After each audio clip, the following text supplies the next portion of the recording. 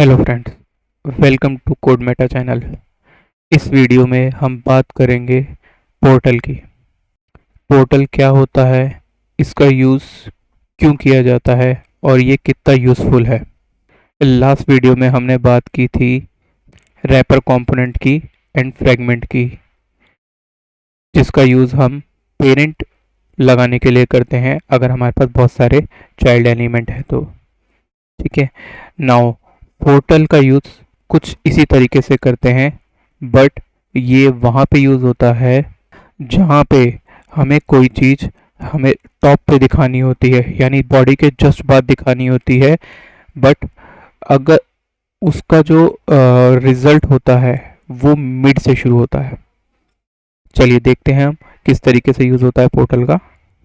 चलिए देखते हैं हम अपनी एप्लीकेशन जो थी हमारी ऐड यूज़र्स की। हम बात करते हैं यहाँ पे पोर्टल के लिए। हमने क्या किया, सपोज यहाँ पे हम कोई भी यूज़र का नेम लिखते हैं, सैम लिखा एंड एज डाल देते हैं 34। जैसे ही क्लिक किया तो ये हमारा जो यूज़र होता है वो एज के साथ ऐड हो जाता है। बट अगर हम विदाउट किसी इंफॉर्मेशन के ऐड यूज़र बटन को क्लिक करते हैं तो हमारे पास आता है इनवैलिड इनपुट, एक पॉपअप आता है। ठीक है, जो कि एरर मैसेज का पॉपअप है। ये बताता है कि वैलिड नेम और एज नहीं है। ठीक है, अगर इसको क्लिक करते हैं तो ये वापस चला जाता है। अगर हम एनालाइज करें इसको तो क्या होता है यहाँ पे, अगर हम हमारा इंस्पेक्ट एलिमेंट को ओपन करें, नाउ इसको चेक करें बटन को। ठीक है, और टॉप पे चलते हैं यहाँ पे जहाँ पे हमारा ऐड यूज़र का नाम लिखा हुआ है। ठीक है, जो हमारा हेडिंग है। अगर यहाँ पे देखें हम तो जैसे ही हम इसको क्लिक करते हैं, इनवैलिड इनपुट का जैसे ही हमारा पॉपअप आता है, यहाँ पे एक डिव ऐड हो जाता है, ये वाला, जिसके अंदर एरर मॉडल आती है। ठीक है, इस एरर मॉडल में क्या होता है, ये हमारा हेडर है, ये हमारा टेक्स्ट होता है, यहाँ पे हमारा ये बटन होता है। ये कहाँ पे ऐड हुआ, हमारे जस्ट S2 के बाद में ऐड हुआ। अगर हम देखें इसे तो यूजरली अगर हम इसे देखते हैं यूजर पॉइंट ऑफ व्यू से, इस अगर इंस्पेक्ट एलिमेंट को हटा दें, नाउ अब देखते हैं तो ये हमें दिखता है कि ये बिल्कुल परफेक्ट काम कर रहा है। ठीक, बट टेक्निकली हो क्या रहा है यहाँ पे कि ये जो पॉपअप थी लेयर हमारी कहाँ पे ऐड होनी चाहिए थी, ये बॉडी के बाद ऐड होनी चाहिए थी, यानी हमारा जो ऑलरेडी डेटा चल रहा है रूट के अंदर उससे पहले आ जानी चाहिए थी। क्योंकि क्या हुआ कि अगर सपोज करो H2 के बाद अगर हमारा ये div ऐड होता है तो ये तो स्मॉल एप्लीकेशन है, लेकिन समटाइम्स क्या होता है लार्ज एप्लीकेशन में ये हमारे H2 को और हमारे इस div के जो स्टाइलिंग होती है उसको बिगाड़ देगा, क्योंकि ये मिडल में आ गया। तो ये मिडल में नहीं होना चाहिए, ये कहाँ पे होना चाहिए, हमारे बॉडी के जस्ट बाद ये यहाँ पे होना चाहिए। ठीक है, अगर अब हम देखें तो ये क्या हुआ, ये देखो। ठीक है, ये हमारा यहाँ पे आएगा और पॉपअप इस तरीके से काम करेगा। ठीक है, अभी देखो ये ऐड यूज़र हमारा इस साइड चला गया क्योंकि हमने इसके डिव का स्ट्रक्चर चेंज किया। तो इस तरीके से इशू आते रहते हैं। ठीक है, तो इसको क्या करना होगा, हमें सॉल्व करना होगा। इसको किस तरीके से सॉल्व कर सकते हैं, इसे हम सॉल्व करेंगे पोर्टल के थ्रू। ये जो div होता है हमारा, ये एरर स्ट्रक्चर S2 के बाद दिखाने की बजाय हमें कहाँ दिखाएगा, हमें बॉडी के जस्ट बाद दिखाएगा। ठीक है, अब इस प्रोसेस को करने के लिए हम करेंगे क्या, हमारे HTML स्ट्रक्चर में थोड़ा सा चेंज करते हैं, प्लस की कोड में चेंज करते हैं। वो कैसे करते हैं वो देखते हैं हम। चलते हैं हमारे विजुअल कोड एडिटर में।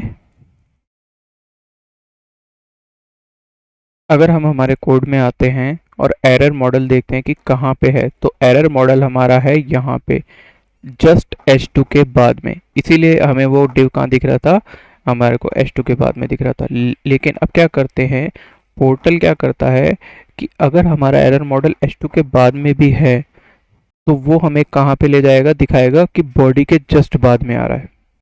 यहाँ पे हम क्या करते हैं, सबसे पहले हमें पोर्टल को इंपोर्ट करना होगा हमारे एरर मॉडल में। जिस भी चीज़ को हमें अगर आउट ऑफ ऑल डिव्स बार दिखाना है या फिर आफ्टर बॉडी दिखाना है, उसके अंदर काम करना पड़ता है। ठीक है, तो सबसे पहले हमें यहाँ पे पोर्टल इंपोर्ट करना पड़ेगा।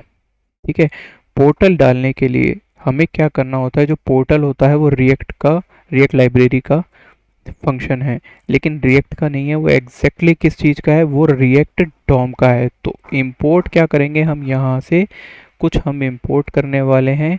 वो क्या इंपोर्ट करने वाले हैं, फ्रॉम रिएक्ट डॉम।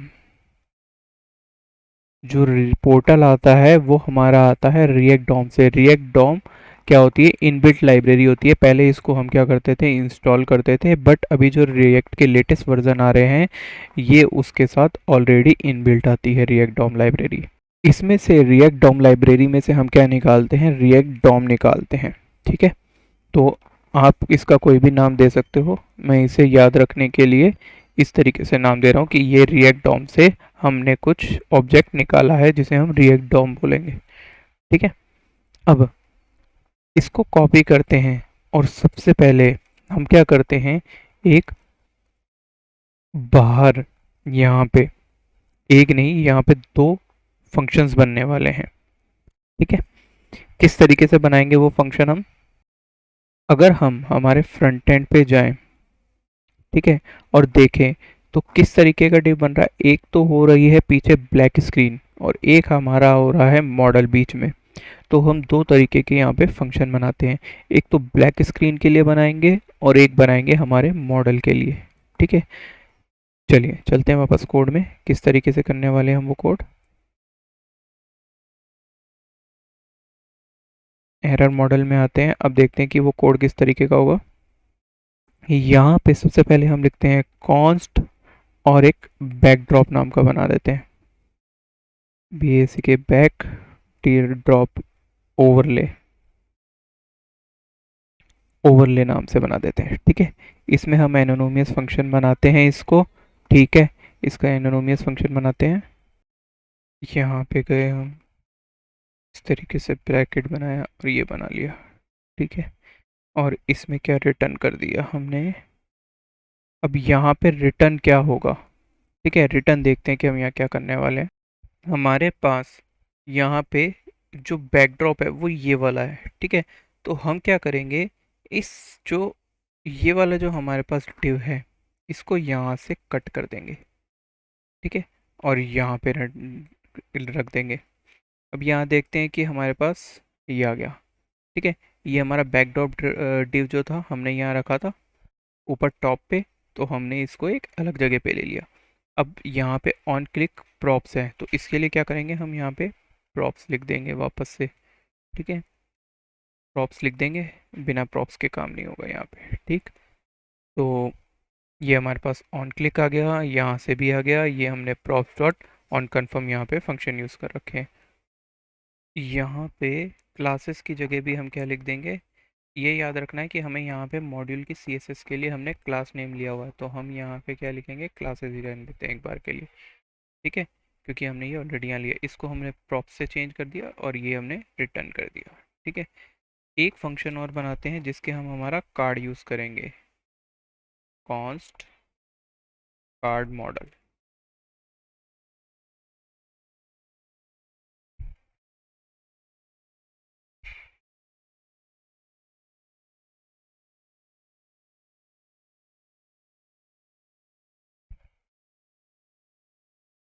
इसमें हम क्या रिटर्न करेंगे, हमारा जो ये पूरा फंक्शन था वो रिटर्न करेंगे। ये फंक्शन क्या, ये जो मॉडल था कार्ड वाला, पूरा का पूरा हम रिटर्न मार देंगे ये। ठीक है,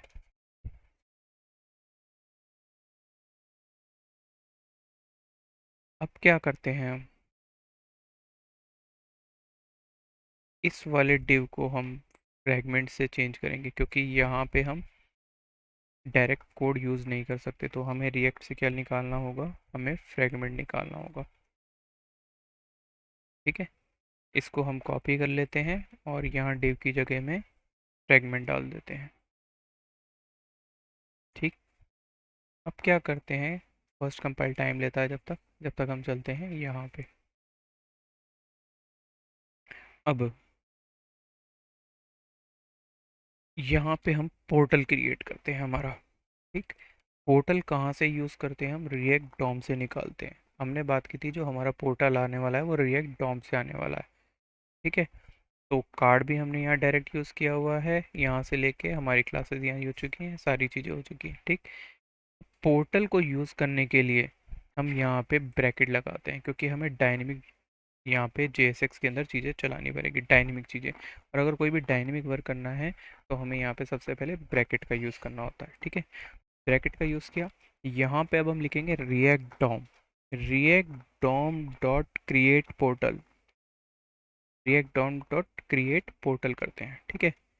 रि- अब React DOM dot create portal में क्या होता है, यहाँ पे दो चीज़ें यूज़ होती हैं। ठीक। सबसे पहले तो यूज़ होता है कि आपको कौन सा कंपोनेंट लेना है, यहाँ पे शो करना है कौन सा कंपोनेंट चलाना है। ठीक है। तो यहाँ पे हम इस फंक्शन को कॉपी करेंगे, हमारे कंपोनेंट को, और यहाँ पे हम इसे ऐड कर देंगे। ठीक है। यूं करके तरीके से ऐड कर दिया। ठीक। सबसे पहले हमने क्या डाला कि हमें कौन सा हमारा फंक्शन लेना है वो ले लिया। अब इसको हम डायरेक्ट भी नहीं ले सकते, क्योंकि इसके अंदर क्या आ रहे हैं, दो चीज़ें यूज़ हो रही है, एक ऑन क्लिक है और एक क्लासेस है। क्लासेस को तो हमने यहाँ से गेट कर लिया, क्लासेस ड्रॉप बैकड्रॉप निकाल के। ऑन क्लिक को हमको निकालना है सबसे पहले अब यहाँ पे। ठीक है। प्रॉप्स डॉट ऑन कन्फर्म है यहाँ पे, यानी यहाँ पे क्या आ रहा है, ऑन कन्फर्म का यूज़ किया हुआ है यहाँ पे इन्होंने। ठीक है।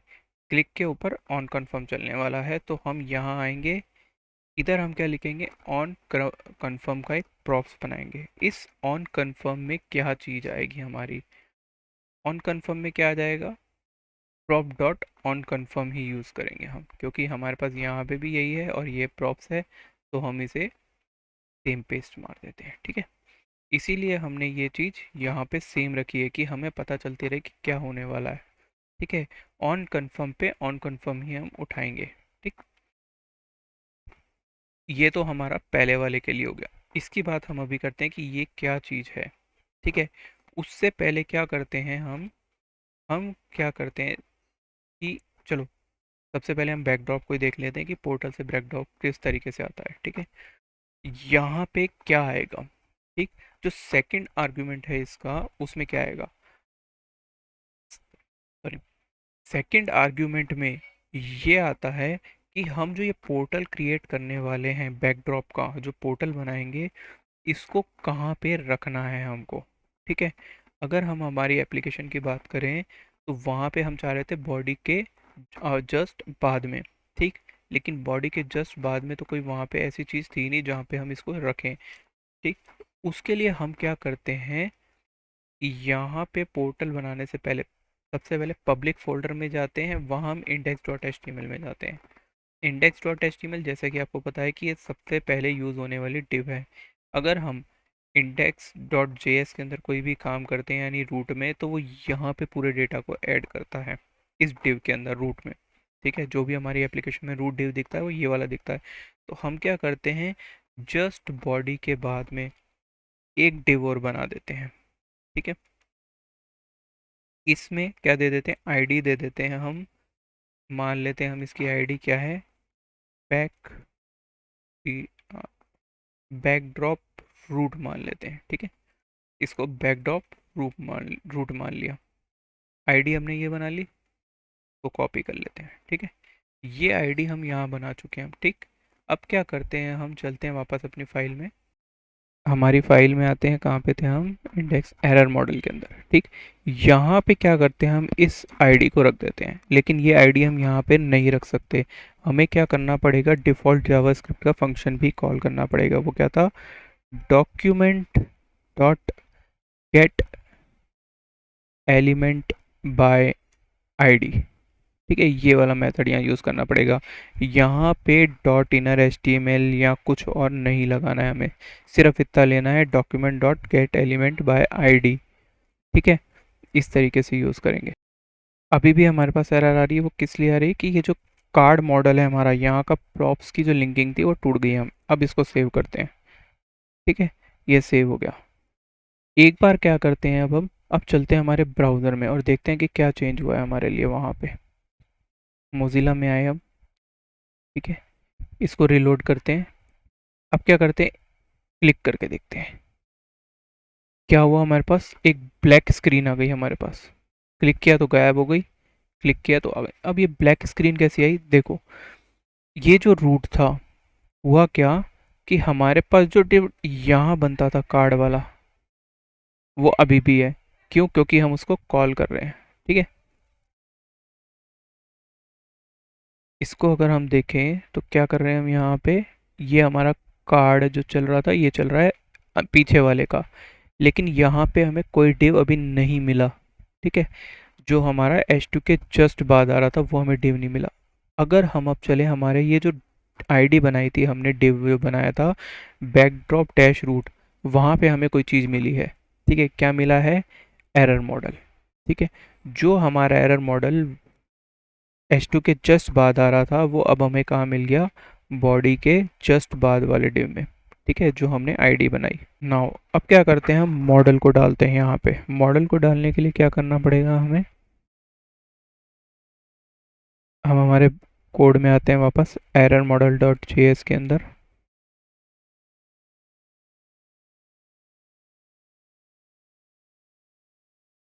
यहाँ पे हम क्या करते हैं, एक और इस तरीके का बनाते हैं हम, और इसको कॉपी कर लेते हैं। बार बार लिखने से बेटर है इसको कॉपी कर लेते हैं अब।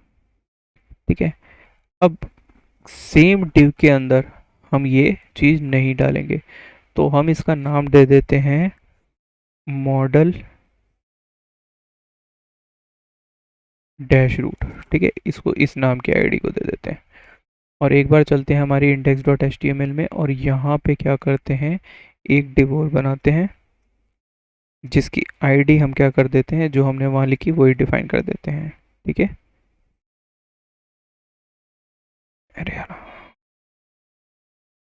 ठीक है, ये हमने डिफाइन कर दिया यहाँ पे मॉडल डैश रूट। और यहाँ पे हम क्या करते हैं, अब जो हमारी कार्ड मॉडल थी इसको उठाते हैं, वो ऐड कर देते हैं यहाँ पे कार्ड मॉडल को। ठीक, अब क्या हो गया, यहाँ पे भी प्रॉप्स बहुत सारी कॉल हो रही हैं। ठीक है, तो जो जो नाम यहाँ लिखा हुआ है इसके मॉडल में वही रखेंगे हम, जैसे प्रॉप्स मैसेज,